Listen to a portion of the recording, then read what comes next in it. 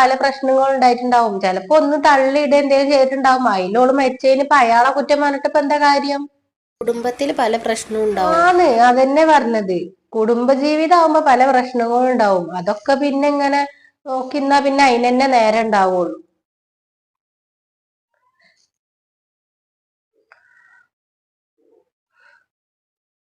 ശരിയാണ്. 10 വർഷം മുന്നേ ഞാൻ ജോലിക്ക് ഇറങ്ങി. ഞാൻ എന്റെ കാര്യങ്ങളൊന്നും ഞാൻ നോക്കിയിട്ടില്ല. ഈ വീടിന് വേണ്ടിയിട്ട് ഇത്രയും കാലം ഞാൻ കഷ്ടപ്പെട്ടത്.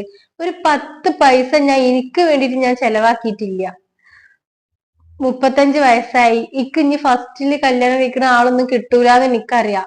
പക്ഷെ എന്നാലും കുറച്ച് എന്റെ ഉപ്പാന് പ്രായമുള്ള ആളെ ഞാൻ കല്യാണം കഴിക്കുക? ഇനി എന്തായാലും ഞാൻ കല്യാണം കഴിക്കാനൊന്നും തീരുമാനിക്കണില്ല.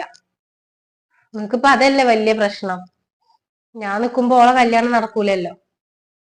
ഈ കല്യാണം